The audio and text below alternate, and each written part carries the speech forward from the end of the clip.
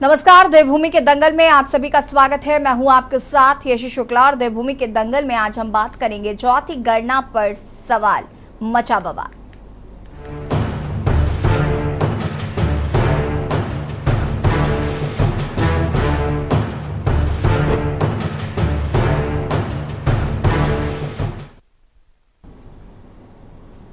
बिहार में जाति आधारित गणना के आंकड़े जारी होने के बाद अब उत्तराखंड में भी इसकी मांग तेज हो गई है।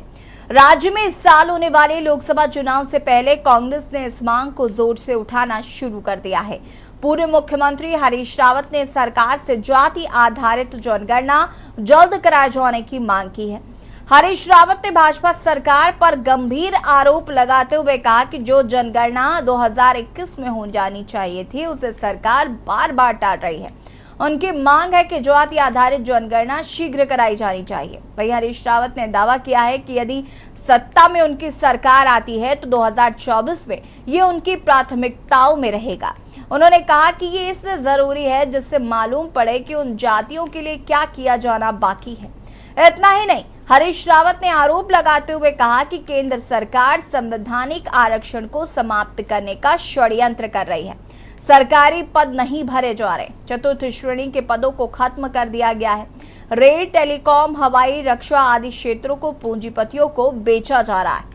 जब ये संस्थाएं नहीं रहेंगी तब पद भी नहीं होंगे और आरक्षण अपने आप ही समाप्त हो जाएगा।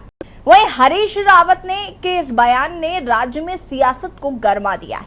सत्ताधारी दल बीजेपी ने कांग्रेस पर देश को जाति के आधार पर बांटने का आरोप लगाया है। बीजेपी का आरोप है कि कांग्रेस चुनाव में इसका लाभ लेने के लिए जाति आधारित गणना की मांग कर रही है।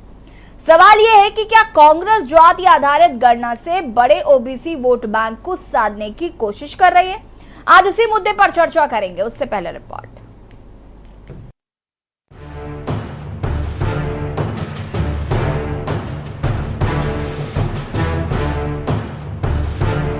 देश में लोकसभा चुनाव से पहले जातिगत जनगणना पर सियासी बवाल मच गया है।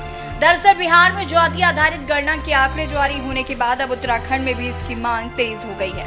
राज्य में अगले साल होने वाले लोकसभा चुनाव से पहले कांग्रेस ने इस मांग को जोर शोर से उठाना शुरू किया। पूर्व मुख्यमंत्री हरीश रावत ने सरकार से जाति आधारित जनगणना जल्द कराए जाने की मांग की है। वहीं जातिगत जनगणना पर राज्य की जनता की मिली जुली राय देखने को मिल रही है।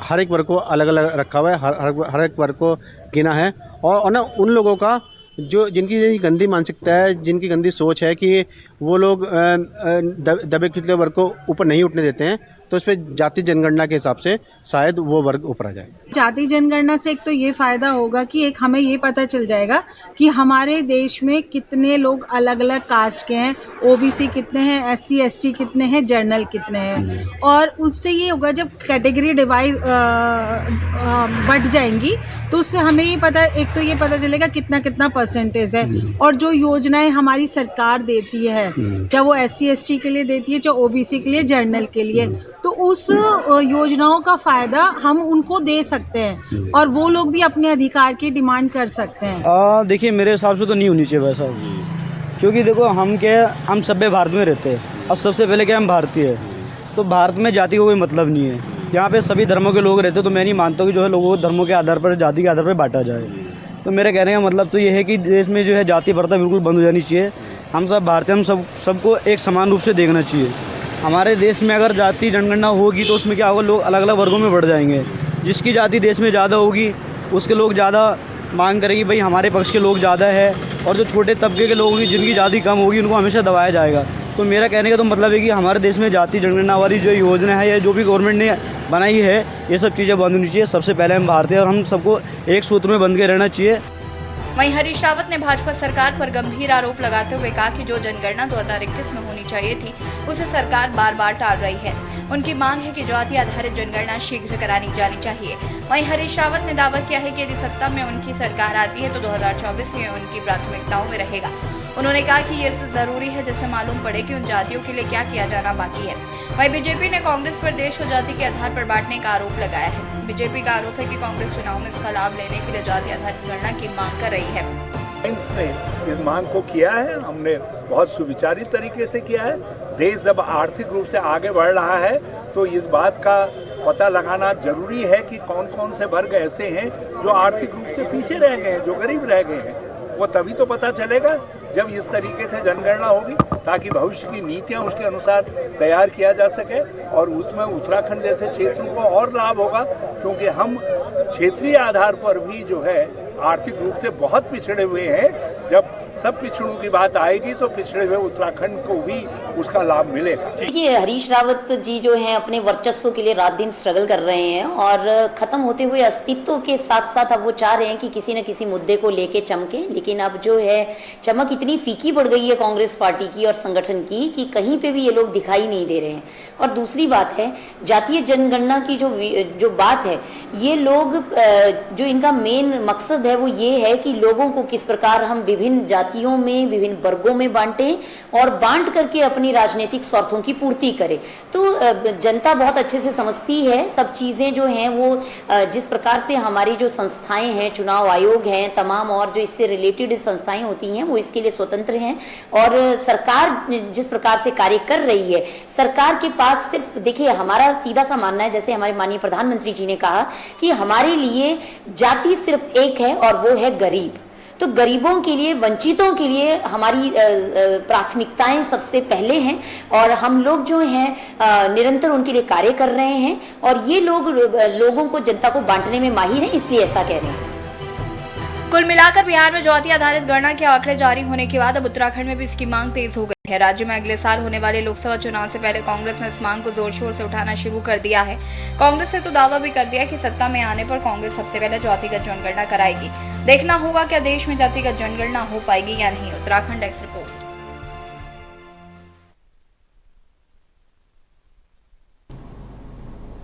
जी हाँ, तो जातिगत जनगणना की मांग जो है वो लगातार उठ रही है और सिर्फ उत्तराखंड राज्य में ही नहीं, अलग अलग राज्यों में विपक्षी दल जातिगत जनगणना कराने की मांग कर रहे हैं। बिहार के बाद उत्तर प्रदेश और उत्तर प्रदेश के बाद उत्तराखंड में इस जातिगत जनगणना कराने की मांग की जा रही है।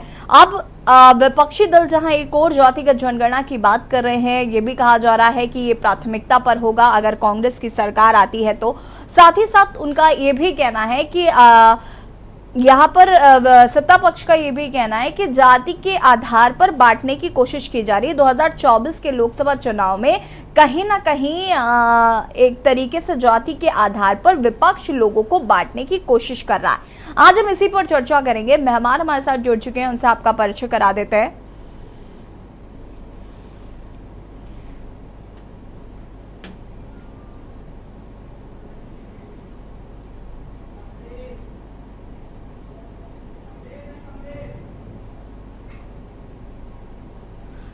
ठीक है, हम आपका इंट्रोडक्शन कराएं उससे पहले आपको बता देते हैं कि बिहार में जाति आधारित गणना के आंकड़े जारी किए गए हैं, जिसके बाद से ये मांग उत्तराखंड में तेजी से उठ रही है और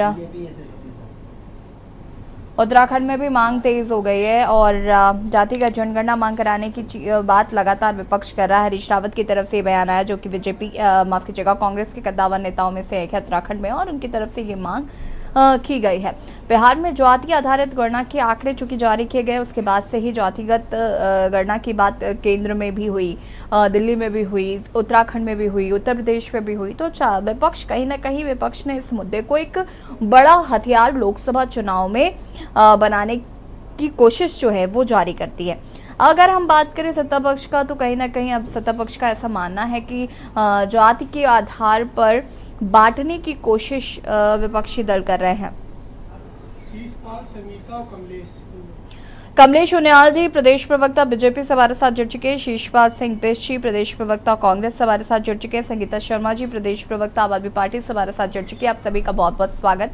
सबसे पहले तो हम शीशपाल जी आपसे शुरुआत करेंगे। हरीश रावत जी ने जो जातिगत जनगणना के लिए कहा है और साथ ही साथ सरकार से तो मांग की है, और उन्होंने ये भी कहा कि अगर हम सत्ता में आते हैं तो हम इसे प्रायोरिटी में रखेंगे।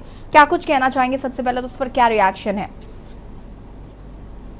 जातिगत जनगणना के मामले में कांग्रेस पार्टी का स्टैंड पहले से ही क्लियर है। हम राष्ट्रीय स्तर पर भी कह चुके हैं कि हम जातिगत जनगणना के पक्षधर हैं, और अगर हम केंद्र की सत्ता में लौटते हैं तो निश्चित तौर पर जो है कि हम पूरे देश में जातिगत जनगणना लागू करेंगे। और उत्तराखंड में अगर हम भविष्य में सत्ता में आते हैं तो निश्चित तौर पर यहाँ भी हम जो है जातिगत जनगणना करवाएंगे, क्योंकि समाज में किसकी कितनी हिस्सेदारी है, किसकी कितनी भागीदारी है, उसके हिसाब से जो है उसको उसका लाभ मिल रहा है कि नहीं मिल रहा है सरकारी योजनाओं का।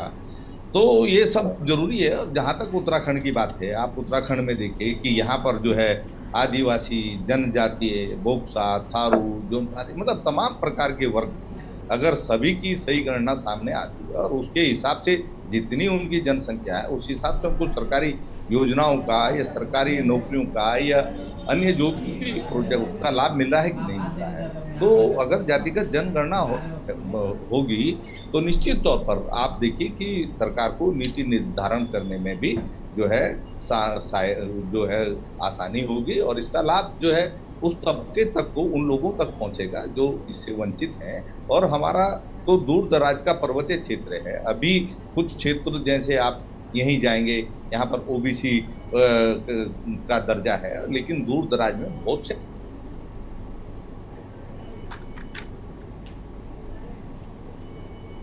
शिषपाल जी सुन पा रहे हैं? शिषपाल जी,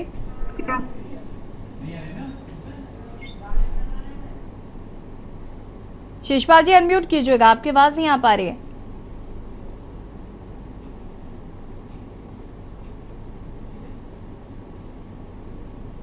ठीक है, शिषपाल जी की आवाज हम तक नहीं आ पा रही। हम वापस शिषपाल जी आपको कनेक्ट करने की कोशिश करते हैं। शांति प्रसाद भट्ट जी भी हमारे साथ जुड़ चुके हैं, मनोज ध्यानी जी भी हमारे साथ जुड़ चुके हैं। शांति प्रसाद जी केंद्रीय प्रवक्ता यूकेडी से बहुत बहुत स्वागत है और मनोज ध्यानी जी हमारे साथ जुड़ चुके हैं, राजनीतिक विशेषज्ञ, आपका भी बहुत बहुत स्वागत। संगीता जी क्या कुछ कहना चाहती है? जातिगत जनगणना की मांग जो है वो तेजी से कांग्रेस द्वारा उठाई जा रही है, साथ ही साथ विपक्षी दल लगातार इसको लेकर मांग कर रहे हैं। बिहार के बाद से उत्तर प्रदेश में भी हमने देखा जातिगत जनगणना की मांग विपक्ष बहुत तेजी से कर रहा है। अब उत्तराखंड में हम ये देख रहे हैं कि विपक्षी दल इसको लेकर लगातार मांग कर रहे हैं। तो क्या जातिगत जनगणना जो है एक बड़ा एजेंडा, एक बड़ा हथियार लोकसभा चुनाव में विपक्ष के पास होने वाला है? यशी जी देखिए, ये कोई हथियार नहीं है, ये लोगों का हक है और इसको हथियार नहीं कहा जा सकता। और ये मांग जो है वो बिल्कुल जायज मांग है, क्योंकि जातिगत जनगणना होनी चाहिए और जो 2021 में ही हो जानी चाहिए थी। मैं उत्तराखंड की परिप्रेक्ष्य की बात करूं तो आप देखिए कि जो निकाय चुनाव है वो केवल ये कहकर टाल दिए गए कि अभी जनगणना नहीं कराई गई है, तो इसलिए निकाय चुनावों को टाला जा रहा है, जबकि माननीय न्यायालय का ये आदेश था। तो आप देखिए जो दिसंबर में चुनाव हो जाना था और लगातार 7 साल से इनकी सरकार है, उसके बाद भी निकाय चुनाव कराने के लिए अब इन्हें बहाना बनाना पड़ रहा है। तो ये क्या बहाना है? आप भाई जो काम तय समय सीमा से था, दिसंबर में समय खत्म हो रहा है निकाय चुनाव का, तो आपको जनगणना करा लेनी चाहिए थी, लेकिन इन्होंने जातिगत जनगणना नहीं कराई। और देश में भी देखिए लगातार ये बात उठ रही है। और देखिए हर वर्ग को लाभ पहुंचना चाहिए, ये संवैधानिक अधिकार है, ये लोकतंत्र में संविधान का अधिकार है। और जब तक जनगणना नहीं होगी यशी जी, हम कैसे लोगों को पता चलेगा कि किस वर्ग की आज क्या स्थिति है, कौन सा वर्ग किस स्थिति में पहुंचा है, और उसी के अनुसार उसको लाभान्वित किया जा सके, उसको आगे बढ़ाया जा सके, एक बराबर वो पहुंच सके लोगों के। तो जातिगत जनगणना एक जरूरी काम है और बीजेपी इससे भागने का लगातार काम कर रही है। बल्कि माननीय हमारे प्रधानमंत्री जी खुद ओबीसी खुद को कहते हैं और इसीलिए ओबीसी समाज के पक्षधर होते हुए उन्होंने बात की और आज प्रधानमंत्री बने, उसके बाद कहा मैं ओबीसी हूँ। लेकिन आज क्या हो गया? आज क्यों भागना पड़ रहा है? आप जनगणना कराइए, ओबीसी, एससी, एसटी जो भी हमारे तमाम वर्ग हैं, जनजातियां हैं, सबका आकलन जो है वो सामने आना चाहिए और ये बहुत जरूरी है। और मेरा मानना है कि उत्तराखंड में भी सरकार को जल्द से जल्द जनगणना करानी चाहिए और जिसके तहत निकाय चुनाव भी जल्द से जल्द हो सके, उनको टाला ना जाए। ठीक है, शांति प्रसाद भट्ट जी क्या कुछ कहना चाहते हैं इस पर? जातिगत जनगणना एक बड़ा मुद्दा इस वक्त बना हुआ है। देखिए यशी जी, ये भारतीय लोकतंत्र में अति आवश्यक है कि सरकारों को ये जानकारी होनी चाहिए कि कौन किस संख्या में भारत में रह रहा है। बिल्कुल, सवाल इस बात का है कि जातिगत जनगणना होनी चाहिए, सब इसमें सहमत भी होंगे, मगर हमारा ये कहना है कि उत्तराखंड जैसे छोटे राज्य में ये बड़ा इशू नहीं है। उत्तराखंड के जो इशू हैं उस पर यदि हरीश रावत जी अपना दर्द बताते तो हमें लगता कि हरीश रावत जी की जो है उत्तराखंड के प्रति प्यार है। ये बात कहकर हरीश रावत जी ने भारतीय जनता पार्टी को एक प्रकार से एक एज दिया है। उत्तराखंड के मुद्दों से ध्यान भटकाने के लिए, लोकसभा हरिद्वार की जनता को साधने के लिए हरीश रावत जी ने बिहार की तरह जातिगत जनगणना की बात कही है।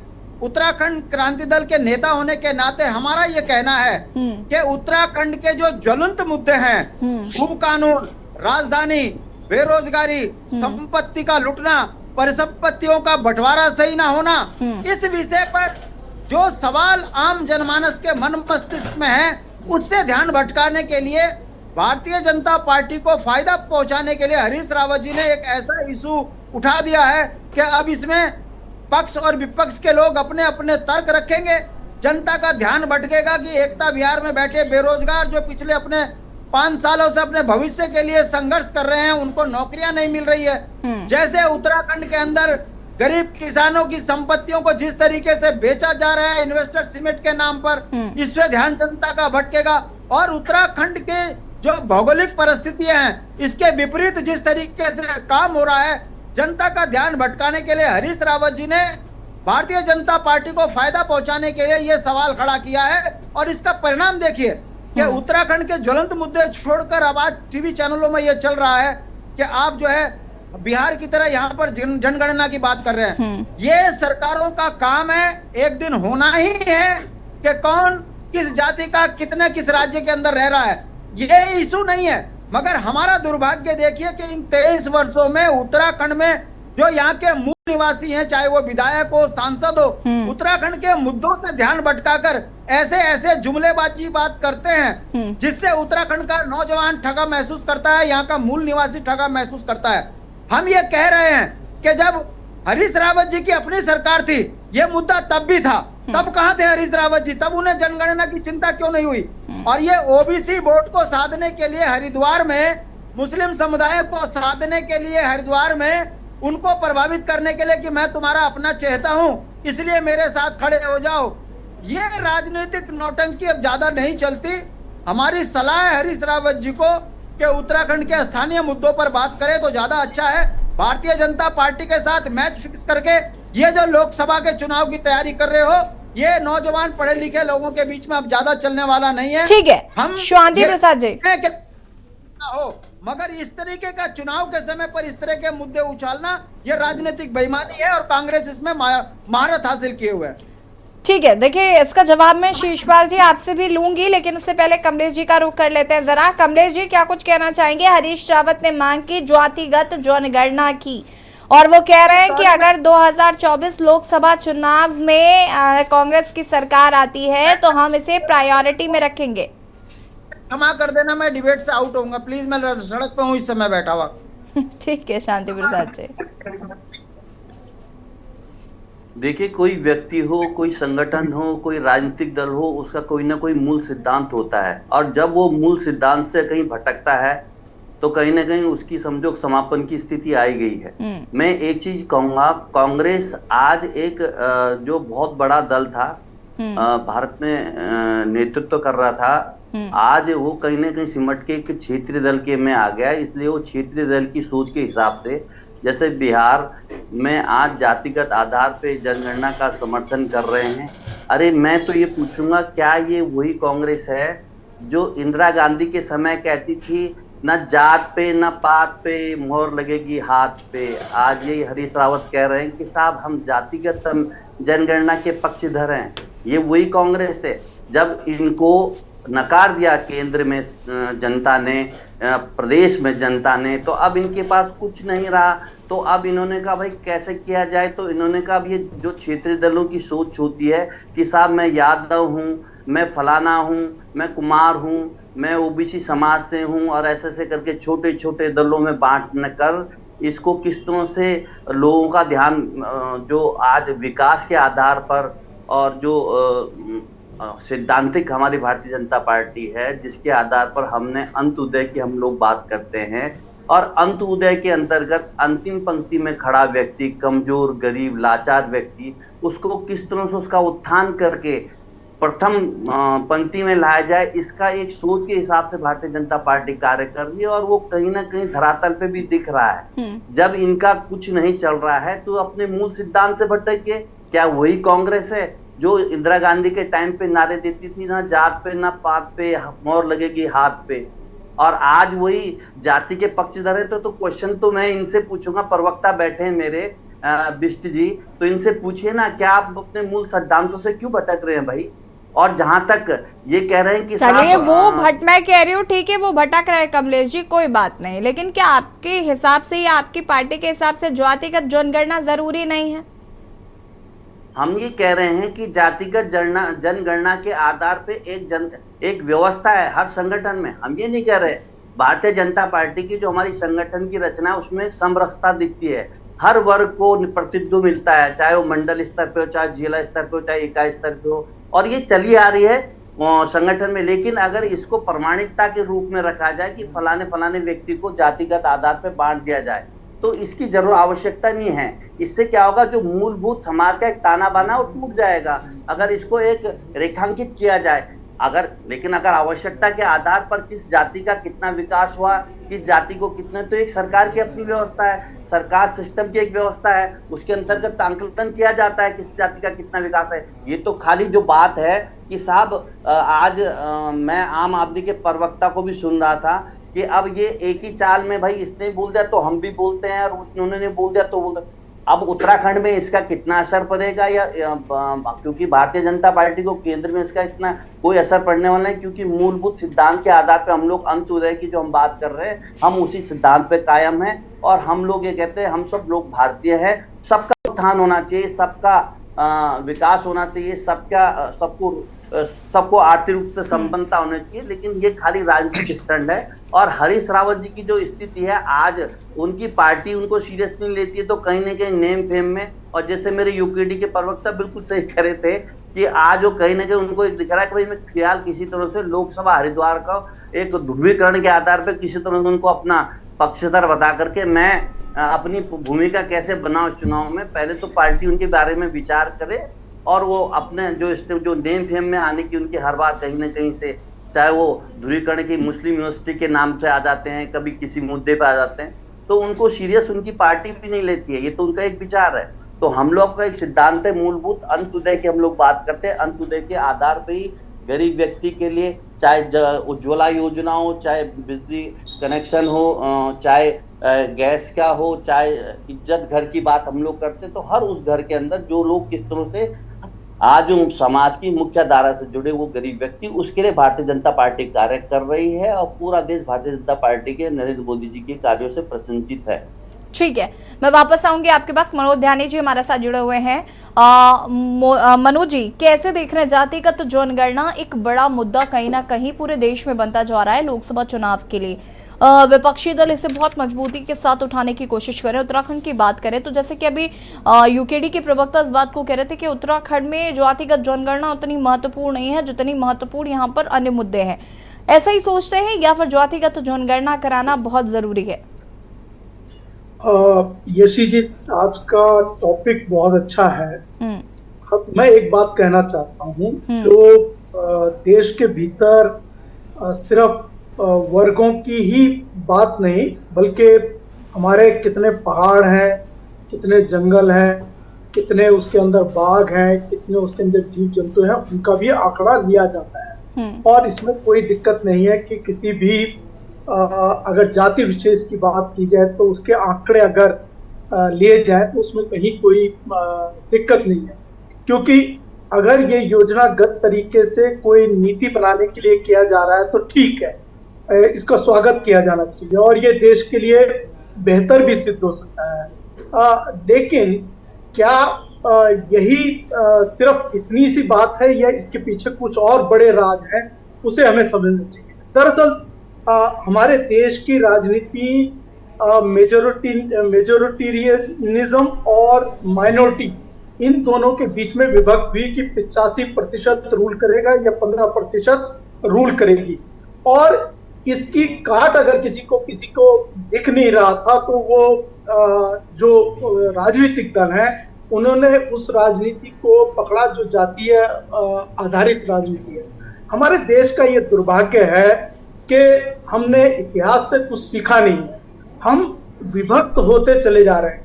मैं आपको बताऊं कि संविधान की धाराओं में स्पष्ट, चाहे 15(4) हो, 15(5) हो, 16(4) हो, 16(4)(a) है। संविधान की धाराओं में शिक्षा से लेकर उसके बाद जॉब्स से लेकर और प्रमोशन तक पूरी व्यवस्थाएं बनाई गई हैं, और हमारी उन जातियों के लिए बनाई गई हैं जो SC STs हैं, और बाद में बैकवर्ड क्लासेस के लिए भी वो व्यवस्था संविधान के तहत बनाई गई है। अब इस तरीके का आप देखिए कि 300 संविधान की धारा जो 334 है, उसमें SC STs के लिए 10 साल के लिए रिजर्वेशन की व्यवस्था बनाई गई थी, लेकिन 8वां संशोधन, 23वां संशोधन, 45वां संशोधन, 62वां संशोधन, 79वां संशोधन, 95वां संशोधन, जो ये संशोधन आए उसके तहत इसको लगातार इस तरीके से बढ़ता जा रहा है कि ये अब द्रौपदी के चीर की तरीके से है। अब चूंकि मैंने द्रौपदी जी का नाम लिया, तो महाभारत के एक व्यवस्था है, उसमें एक कोट है भगवान कृष्ण का कि चातुर्य वर्णम, इसका जो मया सृष्ट, मैंने उसकी रचना की है, और गुण कर्म विभाग के आधार पर, गुणों के और कर्म के आधार पर मैंने उसकी रचना की है। इसमें जाति शब्द का कहीं पे कोई उल्लेख नहीं है, लेकिन हमारे भीतर इतना कूट कर भर चुका है कि हम जातीय और सांप्रदायिक तरीकों से बाहर आ ही नहीं पा रहे, और राजनीति के लिए समाज को विभक्त करने की कोशिश कर रहे हैं। हम ये भूल जा रहे हैं कि पिछले इतिहास के दौर में अनगिनत आक्रमण हुए हैं। ये समाज विभक्त होते होते आज मणिपुर में जो हालात है, सिर्फ रिजर्वेशन के कारण, और हाईकोर्ट ने वहां आदेश दिया कि मैती समुदाय को रिजर्वेशन में, आप तो देखिए कुकी समुदाय और मैती समुदाय के बीच में कितना बड़ा आग लगी है। अगर रिजर्वेशन वास्तव में सॉल्यूशन है, समाधान है, तो मैं यहाँ पर जो बैठे पैनलिस्ट हैं विभिन्न राजनीतिक दलों के अलग अलग, जिनका रूल है, कोई पंजाब में, दिल्ली में, कोई गुजरात में, और कोई बेंगलोर में, कर्नाटका में रूल कर रहा है, तो मैं इनसे एक सवाल पूछना चाहता हूँ कि महाराष्ट्र में मराठा क्यों रिजर्वेशन मांग रहे हैं, हरियाणा में जाट क्यों मांग रहे हैं, गुर्जर राजस्थान में क्यों रिजर्वेशन मांग रहे हैं, ऐसा क्यों है कि उत्तराखंड में शेड्यूल्ड ट्राइब 5th A के भीतर। ठीक है मनोज जी, मैं वापस आऊंगी आपके पास, उसके बाद वापस चर्चा को हम आगे बढ़े। और देवभूमि के दंगल में आज हम बात कर रहे हैं जातिगत जनगणना पर, जिस तरीके से बवाल मचा हुआ है। विपक्ष एक और जहां पर जातिगत जनगणना कराने की मांग लगातार कर रहा है, तो वहीं सत्ता पक्ष का कहना है कि जाति के आधार पर यहाँ पर भेदभाव करना चाहती है विपक्ष। और हम इसी पर चर्चा कर रहे हैं, मेहमान लगातार हमारे साथ बने हुए हैं, और मैं यहाँ पर शेषपाल जी का रुख करना चाहूंगी। शेषपाल जी, क्या कुछ कहना चाहते हैं? देखिए, यहाँ पर यूकेडी के प्रवक्ता जो हैं, उन्होंने इस बात को कहा कि आप साठगांठ करके इस तरीके का मुद्दा लेकर आए हैं ताकि जो अन्य मुद्दे हैं उनसे ध्यान भटकाया जा सके, और बीजेपी को फायदा पहुंचाने के लिए इसे मुद्दा बना दिया गया। इस तरीके की बातें यूकेडी के प्रवक्ता कह रहे थे, इस पर क्या कुछ कहना चाहेंगे?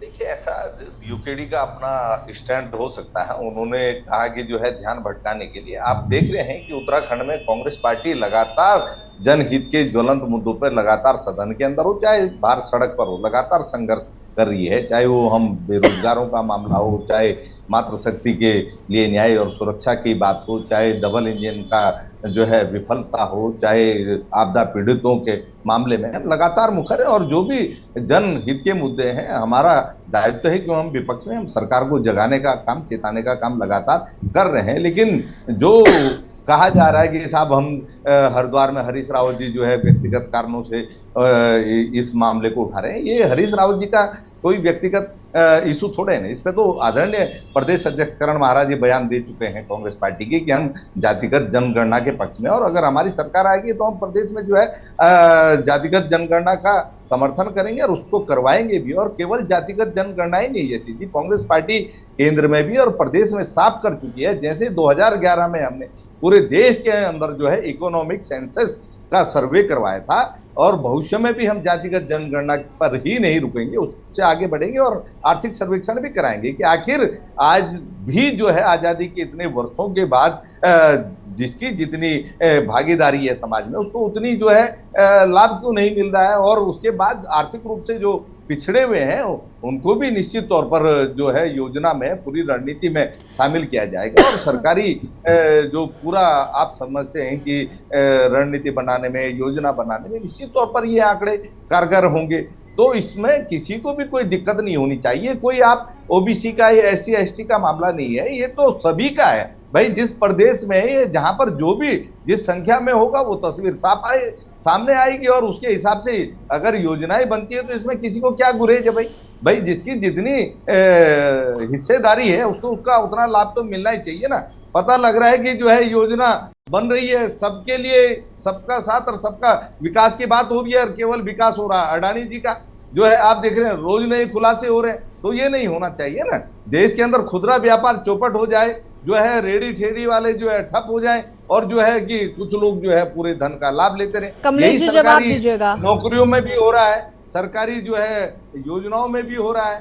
तो ये चीजें खत्म होनी चाहिए और इसीलिए जो है जातिगत जनगणना की बात हो रही है। और केवल आप उत्तराखंड जैसे राज्य में अगर ले लें तो निश्चित तौर पर इससे दूर दराज को लाभ होगा। हमारे जो है जो भी इसमें आप देखते हैं बोक्सा है, थारू है या अन्य भी जो जनजाति हैं, जौनसारी हैं, जौनपुरी हैं या आप दूर दराज में आप जाइए, सबकी तस्वीर सामने आएगी। और जहां लगेगा कि अभी इस वर्ग को जो है या अभी इसके साथ भेदभाव हुआ है, जो इसको लाभ मिलना चाहिए था, जो हिस्सेदारी मिलनी चाहिए थी, नहीं मिली, उसके हिसाब से योजनाएं बनेगी। तो इसमें दिक्कत क्या है? किसी के पेट में मरोड़ क्यों उठ रही है? आप ये बताइए ना। तो ये पूरे देश में कांग्रेस पार्टी हाँ, शिशपाल जी मैं वापस आऊंगी। कमलेश जी से जवाब लेते हैं। कमलेश जी, शिशपाल जी ने देखिए बहुत सारी बातें कही, उस पर क्या कुछ कहना चाहेंगे? नहीं, मरोड़ किसी के पेट में नहीं उठ रही है। हम तो ये बोल रहे हैं पार्टी का कोई सिद्धांत हो, ये मैं वही बिस्ती जी उसी पार्टी से बिलोंग करते हैं ना, जो कभी एक नारा देती ना जात पे ना पात पे, जवाब देता हूं, है ना। और नहीं जवाब नहीं, पहले पूरी बात सुन लीजिए। मैंने आपने बहुत देर दे दिया, मेरी बात सुन लीजिए फिर इकट्ठे जवाब देना। पहली बात तो इनमें इनका चिंतन का विषय है कि क्या है। दूसरी बात यह है कि आज क्या कांग्रेस एक क्षेत्रीय दल में सिमट के रहेगी कि जैसे क्षेत्रीय दल जातीय आधार पे चुनाव में अब 2024 के चुनाव मद्देनजर आज एक एग्जाम्पल है बिहार का, और उसको कहीं ना कहीं लेके चल रहे हैं कि साहब ये जनगणना इस आधार पे होनी चाहिए। हम ये बोल रहे हैं, हम तो ये मानते हैं कि जाति आधार के आधार पर हम जो पहले आरक्षण की जो व्यवस्था है वो ठीक है। वो कहीं ना कहीं एक जाति को जो बहुत पीछे जातियां थी उनको अग्रिम करने के लिए उनको एक आरक्षण की एक व्यवस्था गई, तो संविधान के अंतर्गत है वो। लेकिन उसके अलावा भी हमारी सरकार ने या जो हमारे मूलभूत सिद्धांत हैं उस आधार पे हम तो बोलते अंत्योदय की बात हमारी सरकार कर रही है। और ऐसी कई योजनाएं हैं जो गरीबों के लिए। गरीब एक अलग जाति है। अगर गरीब के आंकलन में पूरे परिप्रेक्ष्य में देखा जाए तो भारतीय जनता पार्टी निरंतर कार्य कर रही है। जहां तक ये कह रहे थे अभी कि भाई चाहे डबल इंजन की सरकार हो, चाहे योगी मोदी जी की हम लोग ट्रिपल इंजन की बात करते हैं, धामी जी की बात करते हैं, तो कहीं ना कहीं उन लोगों क्योंकि एक मौलिक सिद्धांत के आधार पर जो गरीब लोगों की किस तरह से उनकी समस्या का समाधान हो, किस तरह से उनको रियायती दामों पर, अभी 200 रुपए जो सब्सिडी की हम लोगों ने बात करी है, जो गरीबी रेखा के लोग हैं। चलिए शिशपाल जी फटाफट जवाब दीजिए, उसके बाद मैं संगीता जी के पास जाऊंगी। फटाफट शिशपाल जी। देखिए यशी जी, भाजपा के प्रवक्ता कह रहे हैं कि साहब कांग्रेस का नारा था जात पर न पात पर, तो ये तो हम आज भी उसी सिद्धांत पे देश के अंदर से जो है अस्पृश्यता किसने समाप्त किया? नहीं, 24 के चुनाव आने के इसके बाद इसके देखिए मेरा ये सवाल है सीधा सीधा शिशपाल जी आपसे कि क्या उत्तराखंड में अन्य मुद्दे नहीं थे जिन पर बातचीत होनी चाहिए थी, या वाकई ये वोट बैंक वाली राजनीति हरीश रावत जी करने की कोशिश कर रहे थे लाइमलाइट में बने रहने के लिए? आरोप गलत है। मैं कह रहा हूँ ना, आजादी के बाद का आप इतिहास उठा लीजिए। देश के अंदर संविधान में किसने जो है SC ST OBC आदिवासी जनजाति के लिए जो है आपने विशेषाधिकार जो है उसके कानून लाए? किसने जो है इन तबकों को आगे बढ़ाने का काम किया? देश से छुआछूत कौन लाया? कांग्रेस लाई है आपके साथ। संविधान कांग्रेस ने बनाया है। नहीं, आपका ये कहना है कि कांग्रेस ने संविधान बनाया, आरक्षण की व्यवस्था की है संविधान के अंदर कांग्रेस, आप ये कह रहे हैं? तो भाजपा ने संविधान बनाया, किसने? नहीं, हम ये नहीं कह रहे हैं। संविधान की एक व्यवस्था है, देश आजाद होने के बाद इन्होंने संविधान बनाया, जग जाहिर है। आप उसका श्रेय ना लें अपने आप पे।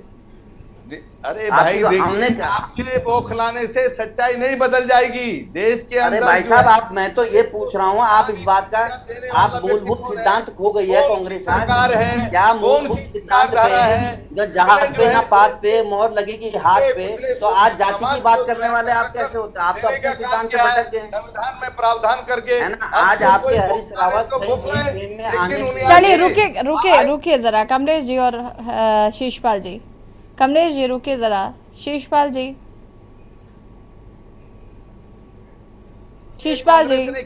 Wait for a minute. तभी तो पतन हो गया कांग्रेस। संगीता जी कहा जा रहा है कि क्या उत्तराखंड में और मुद्दे नहीं थे जो जातिगत जनगणना का एक शगुफा देकर अन्य मुद्दों से ध्यान भटकाने की कोशिश की जा रही है?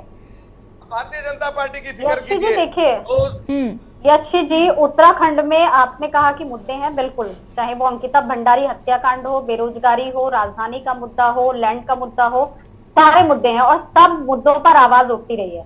लेकिन आप ये देखिए ना कि चुनाव कराने के लिए भी जब न्यायालय के समक्ष भारतीय जनता पार्टी, यही भारतीय जनता पार्टी जिनके प्रवक्ता अभी बात कर रहे हैं, तो ये क्यों कहते हैं न्यायालय के आगे कि अभी जनगणना नहीं हुई, इसीलिए हम अभी चुनाव नहीं करवा सकते। तो आप वो बहाना फिर जनगणना का क्यों देते हैं? इसका मतलब जनगणना एक जरूरी चीज है संविधान के अनुसार, और जनगणना को 2024 से यशी जी कैसे जोड़ना? इन्होंने एक महिला आरक्षण बिल लेकर के आए, वो क्यों लागू नहीं हो पा रहा है? क्योंकि जनगणना और परिसीमन नहीं हुआ है, वरना महिलाओं को अधिकार मिलता है। इसका मतलब कि जनगणना जरूरी है संविधान के अनुसार। तो ये कह देना कि ये चुनावी एजेंडा है, ये किस तरह एजेंडा है? बहुत सारी जगहों पे अधिकार तब मिल पाएंगे जब जनगणना होगी, परिसीमन होगा, जिससे भारतीय जनता पार्टी कराने में नाकाम रही है। और ये केवल शिगुफे की राजनीति करते हुए आए हैं, बांटने की राजनीति। इससे बांटने का क्या मतलब है? ये एक आंकड़ा अगर देश के सामने आता है, एक आंकड़ा अगर राज्य के सामने आता है, तो इसमें बांटने की बात कहां से आती है? बांटने का काम तो आप करते हैं चुनावों के दौरान, जब कर्नाटक में जाके बजरंग दल को बजरंग बली से जोड़ते हैं। धर्म की राजनीति भारतीय जनता पार्टी करती है। कर्नाटक की क्या स्थिति आप भली भांति है आज? कर्नाटक में आज क्या स्थिति है आप भली भांति देख रहे हैं रोज मीडिया के अंदर। मैडम आप सुनिए मेरी बात, आप अगर ठीक है, आपको निगम के चुनाव की इतनी चिंता है, आपको निगम के चुनाव की इतनी चिंता, तो मैं बताता हूँ ना। कमलेश जी बीच में नहीं, कमलेश जी बीच में नहीं, इंटरप्ट ना करें। बोलिए। देखिए, तो आंकड़े को ये कह देना कि ये बांटने की राजनीति है, मैं इससे कतई सहमत नहीं हूँ, क्योंकि आंकड़ा देश के लिए आज जरूरी है। तो जनसंख्या की जनगणना होनी चाहिए कि किसकी जनसंख्या कितनी है, कौन से वर्ग के व्यक्ति कितने इस देश में रह रहे हैं, और उसी के अनुसार उनको लाभान्वित किया जा सकता है। तो बार बार ये कह देना कि भाई वोट के लिए तो आप राजनीति करते हैं, ओबीसी खुद को बता करके। वोट की राजनीति तो आज देश में भारतीय जनता पार्टी कर रही है, तो उसको लगता है कि सभी दल यही कर रहे हैं।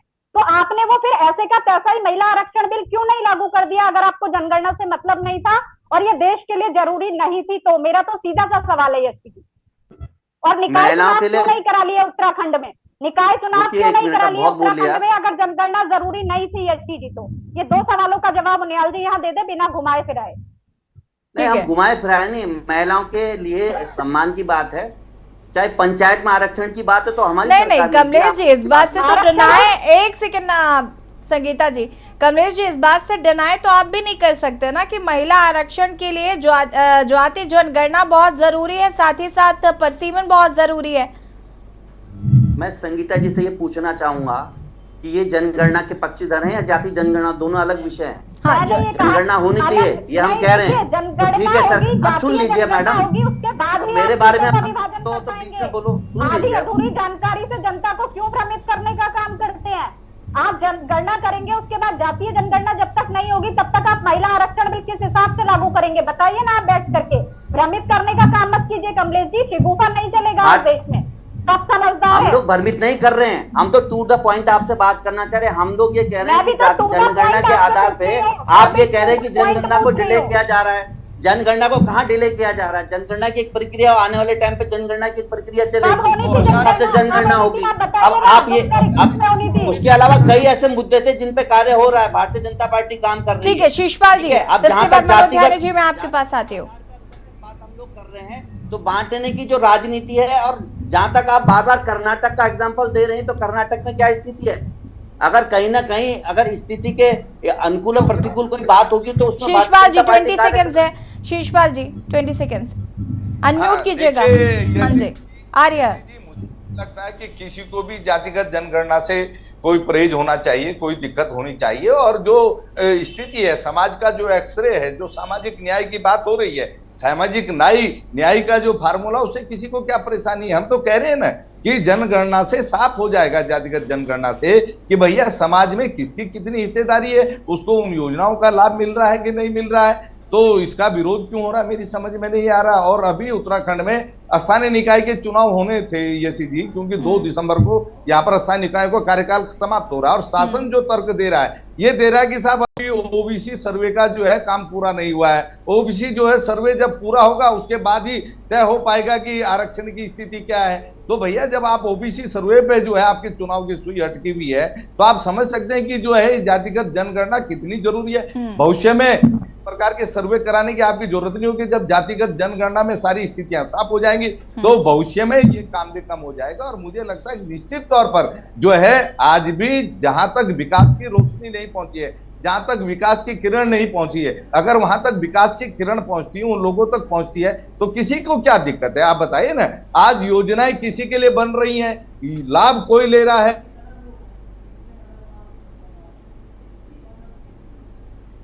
ठीक है शीशपाल जी, तो तमाम इन चीजों से जो है भविष्य में निजात मिलेगी। और मुझे लगता है तौर पर प्रदेश भी आगे बढ़ेगा, देश भी आगे बढ़ेगा, और सभी को जो है मुझे लगता है कि इस मामले में सहयोग करना चाहिए।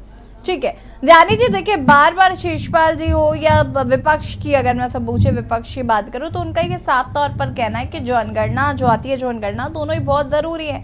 ठीक बात है, लेकिन जिस तरीके से ये भी कहा जा रहा है कि अन्य मुद्दे हैं, विपक्ष ध्यान भटकाने की कोशिश कर रहा है, तो क्या ये एक बड़ा मुद्दा हो सकता है 2024 के लोकसभा चुनाव के लिए?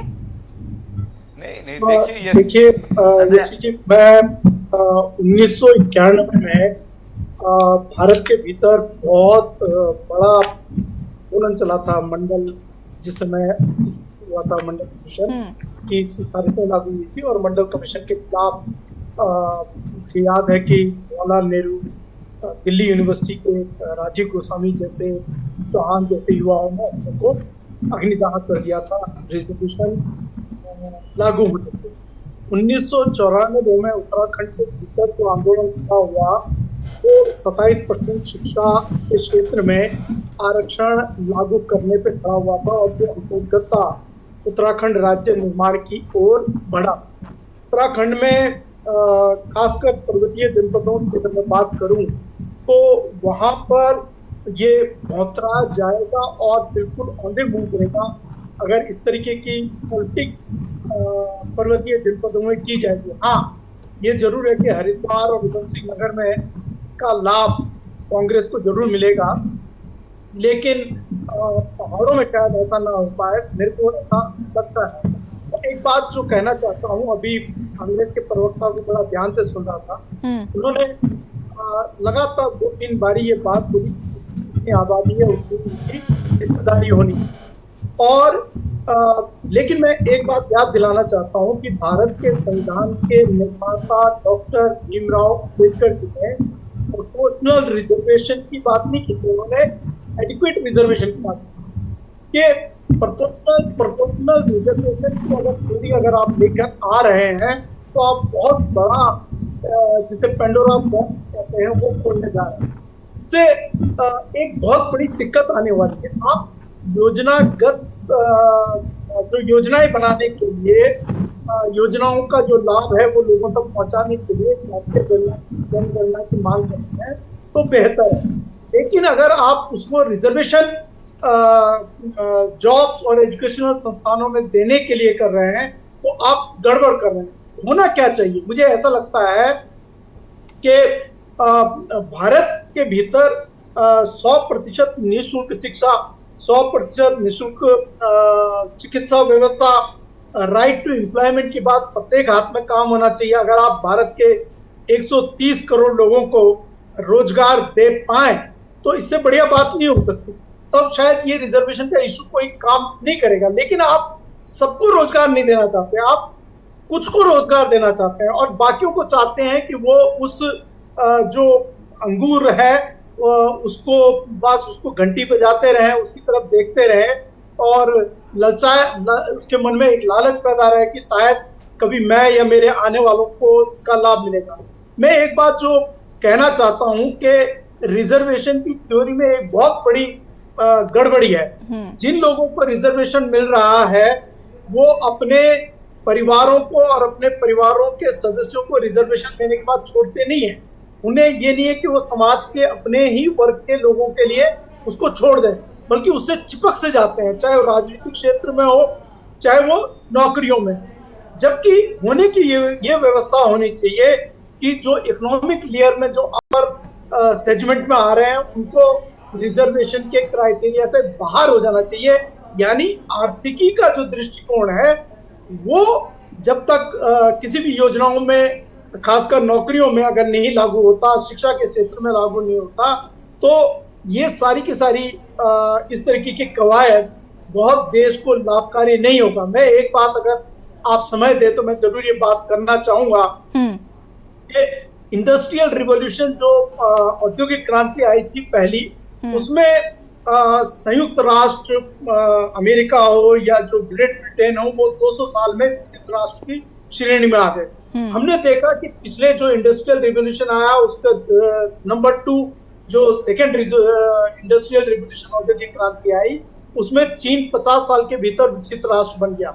हम जो सूचना प्रौद्योगिकी के साथ जो प्रारंभ हुआ था जो दौर उसको पीछे छोड़ चुके हैं। अभी भी हमारी TCS जैसी कंपनियां, इंफोसिस जैसी कंपनियां बहुत बड़ा पैसा कमाती हैं, बहुत रोजगार पैदा करती हैं, लेकिन देश की राजनीति ने उसको जिस चश्मे से देखा और जिसका लाभ भारत को 20 साल के भीतर विकसित राष्ट्र की श्रेणी में आ सकता था वो ध्यान हमने नहीं किया।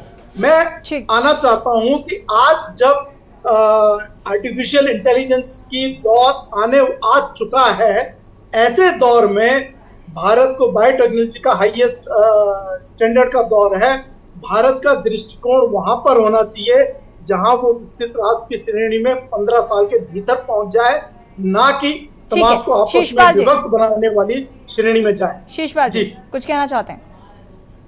हाँ यशी जी, देखिए जो ये जातिगत जनगणना के मामले में भाजपा का विरोध है, ये मेरी समझ विरोध में नहीं है, विरोध नहीं है। इसलिए हम तो आपकी सोच के बारे में बता रहे हैं ना उनियाल जी, हमारी सोच जनता अपना आप समझ लेगी, आप उसकी फिक्र तो समझ ही रही है, दिख रहा है वो। और देखिए ऐसा है, जहां तक मामला ये है, ये मैंने पहले ही कहा है कि हम जातिगत जनगणना तो कराएंगे।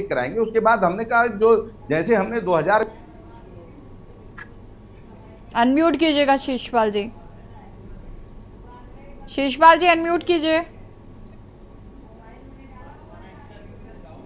शीशपाल जी अनम्यूट कीजिएगा।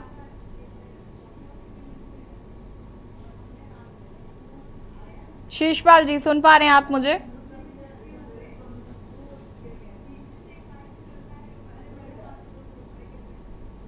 शीशपाल जी अनम्यूट कीजिएगा प्लीज। योजना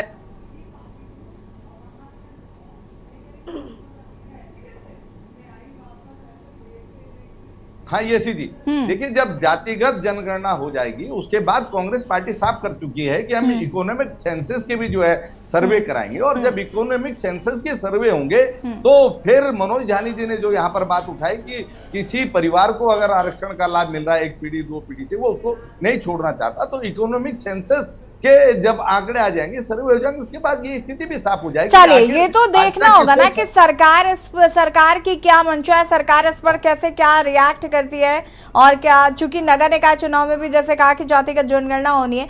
कमलेश जी फटाफट अपनी बात को पूरा करेंगे, उसके बाद संगीता जी आपके पास आते हो। अभी तक वंचित है मुख्य धारा में। मैं कांग्रेस के प्रवक्ता को सुन रहा था, ये कह रहे हैं कि साहब इसके बाद जो हम लोग, हमारी सरकार आएगी तो हम जातिगत जनगणना तो कराएंगे, पहले हो जाने चाहिए। उसके बाद जब एक आंकड़ा सामने आ जाएगा तो उसके बाद हम आरक्षण की जो व्यवस्था एक परिवार में है उसे हम समाप्त करा देंगे, यही कह रहे हैं ना? अरे मैंने ये कब कहा भाई? मैंने कहा इकोनॉमिक सेंसस के सर्वे कराएंगे, आर्थिक इकोनॉमिक सर्वे कराएंगे, और जो ऑलरेडी एक परिवार को अगर किसी को नौकरी मिले तो उसके बाद हम सोचेंगे कि भाई दोबारा उसको इस आरक्षण का लाभ मिले ना मिले, ऐसे कुछ कह रहे हैं आप मेरे ख्याल से। आर्थिक सर्वे के आंकड़ों के बाद ये स्थिति साफ होगी। जी चलो, किसको लाभ मिल रहा है, किसको नहीं मिलता, जो भी है। पहले तो आप स्थिति वो है। मैं एक चीज कहूंगा कि बिहार में एक जातिगत आधार पे एक सर्वे हुआ कि एक व्यवस्था बनाएगी, उसके आधार पे कहीं न कहीं अन्य राज्यों में चाहे यूपी हो या अन्य जगह भी पक्ष विपक्ष का हिसाब हम भी कराएंगे और कहीं ना कहीं एक सुर ताल मिला करके विपक्ष आज इस मुद्दे को लेके चल रहा है।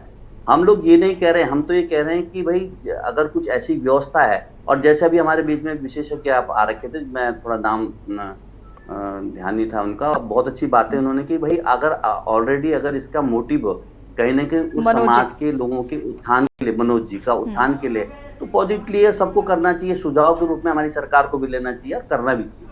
लेकिन अगर इसका मोटिव क्या है, तो ये स्थिति आज की डेट में कहीं ना कहीं दिखता है। अब जैसे हरीश रावत जी का बयान कि साहब किसी विशेष क्षेत्र को लेते हुए कि साहब यहाँ पे कहीं ना कहीं इसका लाभ मिल जाए, तो उत्तराखंड के पूरे परिप्रेक्ष्य में विषम स्थिति है। और कौन से संगीता जी का फायदा। ठीक है संगीता जी, कांग्रेस का स्टैंड है, हम पूरे प्रदेश में करवाएंगे, हम ये कह रहे हैं, कोई हरिद्वार की बात नहीं होती। जनगणना भी एक जरूरी मुद्दा है संविधान के अनुसार, तो जातीय जनगणना होनी चाहिए और चीजें निकल करके सामने आनी चाहिए। और जो उत्तराखंड के निकाय चुनाव है और जिसके लिए सरकार ने कहा है कि ओबीसी का सर्वे नहीं हो पाया इसलिए अभी चुनाव नहीं करवा पाए। संगीता जी देखिए, जैसे कि आपने कहा ये जरूरी है, होना चाहिए, और आपको ये भी पता है कि सरकार करवाएगी जरूर, फिर इसे मुद्दा क्यों बनाया जा रहा है? देखिए यशी जी, मुद्दा ये है कि सरकार इसमें आखिर लेट लतीफी क्यों दिखा रही है। जो चीज समय पर होनी चाहिए, इसके पीछे सरकार की क्या मंशा और नियत है कि वो उसे समय पर नहीं कराना चाहती और उसके लिए टाल बटोल कर रही है। जो चीज करानी है और जरूरी है, और देखिए अगर ये इसका विरोध करते हैं तो वो जनता के सामने होगा कि जो चीज जरूरी है आप उसका विरोध क्यों कर रहे हैं कि जाति नहीं, आपको निगम में भी उसका लाभ नहीं मिल पाएगा। आपको तो पहले भी होनी चाहिए। 70 में से 80 की बात नहीं हो रही है कमलेश जी, 86 सीटों, अब आपकी नजर निगम में है तो निगम में भी आपको लाभ नहीं मिल पाएगा। हर समय चुनावी मुद्दा मत बनाया कीजिए, चुनाव रहता है। नहीं, आपके दिमाग में रहता है। अब आपके लोगों के ठीक है, वक्त की कमी, अब देखना होगा सरकार कब जातिगत जनगणना कराती है, क्या विपक्ष की मांग को स्वीकार किया जाता है। फिलहाल आप सभी का बहुत बहुत शुक्रिया चर्चा में शामिल होने के लिए। और देवभूमि के दंगल में आज हम बात कर रहे थे जातिगत जनगणना को लेकर। हरीश रावत ने एक बयान दिया है जिसको लेकर सियासत शुरू हो गई है और सत्ता पक्ष का ऐसा मानना है कि जातिगत जनगणना को लेकर कहीं ना कहीं अलग मुद्दों से भटकाने की कोशिश की जा रही है, जाति में बांटने की कोशिश की जा रही है विपक्ष द्वारा। और विपक्षी दलों का ऐसा मानना है कि जातिगत जनगणना जब जरूरी है तो आखिर सरकार लेट लतीफी क्यों कर रही है। देवभूमि के दंगल में फिलहाल इतना ही। देखते रहिए के न्यूज़ इंडिया। नमस्कार।